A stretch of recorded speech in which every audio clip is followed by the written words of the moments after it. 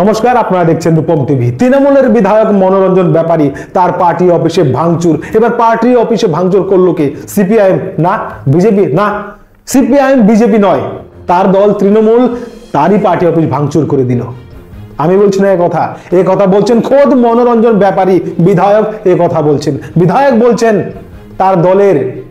তার দলের নেত্রী এবং তার স্বামী মানে রুনা খাতুন এবং তার স্বামী অরিজিৎ মিলে এবং তার গুন্ডা দল মিলে পার্টি অফিস ভাঙচুর করেছে। এবার কেন ভাঙচুর করেছে মনোরঞ্জন ব্যাপারী কিন্তু সেটাও পরিষ্কার করে বলে দিয়েছে। মনোরঞ্জন ব্যাপারী কয়েকদিন আগে সোশ্যাল মিডিয়ায় এসে অভিযোগ করেছিলেন তার দলের কিছু নেতা, বিশেষ করে এই রুনা, তার স্বামী এবং তার দলবল মাটি চুরি করে খাচ্ছে, বালু চুরি করে খাচ্ছে, এমনকি 17 সালে প্রাইমারিতে চাকরি পেয়ে নিয়মিত ক্লাস না করে টাকাও পাচ্ছে এই নেত্রী।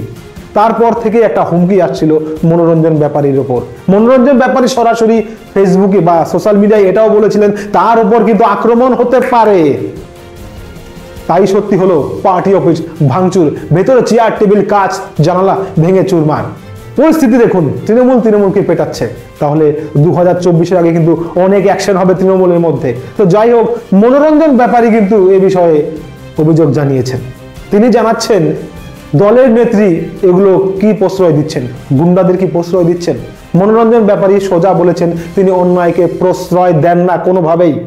যারা চুরি চামারি করে তাদের তিনি কোনোভাবেই প্রশ্রয় দেন না, তার নিজের দলের হলেও তিনি প্রতিবাদ করবেন। এবার প্রতিবাদ করাতে তার পার্টি অফিস কিন্তু ভেঙে খান করে দিল। তো দেখা যাক এর বিরুদ্ধে মমতা বন্দ্যোপাধ্যায় কি ব্যবস্থা নেয়, বা পুলিশে অভিযুক্ত হয়েছে হয়তো। তো যাই হোক, মনোরঞ্জন ব্যাপারী কিন্তু প্রতিবাদ করলো অন্যায়ের বিরুদ্ধে, যার ফলে তার উপর আক্রমণ হলো, তার উপর না সঠিক, তার পার্টি অফিসের উপর।